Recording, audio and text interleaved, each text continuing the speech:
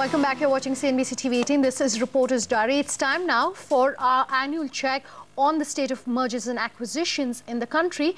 With the economy showing further weakness, the number and the size of details too is slowing down. Lahiri joins us with the latest as far as M&A deals are concerned for the month of July 2012 from Thornton. Raja, if I can first start by asking you to outline really what have been the number of deals in the M&A space first as far as July is concerned. Yeah, sure. I think in the month of July 2012, I think a surprise is in terms of value of deals is actually up compared to June. We had total value of deals of around $1.9 billion, which is actually increased from $0.8 billion in June. I think the good news is we have seen some good action in the outbound space, which is really triggered by three large deals from GMR, Grasim, and Crompton's. So clearly, I think the M&A actually has rebounded in the month of July. But what we see in terms of the private equity, total deal value was $0.1 billion, which is actually reduced from $0.7 billion in the month of June. So that's in value terms. In terms of overall number of deals, total 75 deals in the month of July, which is a shade down from 83 deals in June. So in terms of deal activity, I guess it's fine. And obviously, but if you look at the mix, clearly M&A is up in terms of value, while private equity is down in terms of value. Okay, Raja. So, apart from that, like while you have touched very briefly on what the biggest deals were both from the PE and the M&A side, can I ask you to go into some more specifics?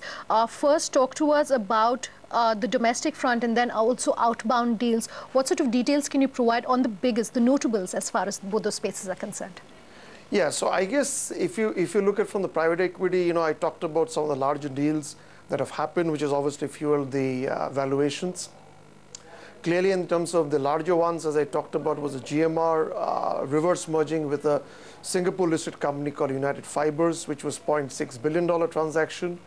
You had Grasim, which actually acquired a company in Canada, which was $0.3 billion transaction, and Crompton doing an acquisition in Spain. And also very interesting to note was Tube Investments actually acquiring Shanti Gears for around $90 million. So as far as M&A, we are seeing clearly sectors like the engineering, mining, and manufacturing being sectors which are clearly driving transactions. If you look at the private equity space, as always talked before, I think what we are seeing in terms of the number of deals, it is steady. But clearly, there are three notables that we are seeing. I think one is there is clear interest in the internet e-commerce space that is continuing. We saw clearly two deals in Yatra Online and Big Shoe Bazaar, which was invested close to $10 to $20 million. Clearly a sector of interest and continuing to attract investments. I think the second key space to watch out in private equity is renewable space.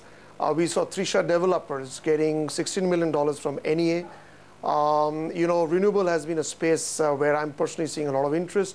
In the month of June, we had a $200 million. Fortunately, we have to go right now to the Coal India management, which is speaking. Remember, the numbers came out earlier. Narsingh Rao, the CMD of Coal India, I understand, has started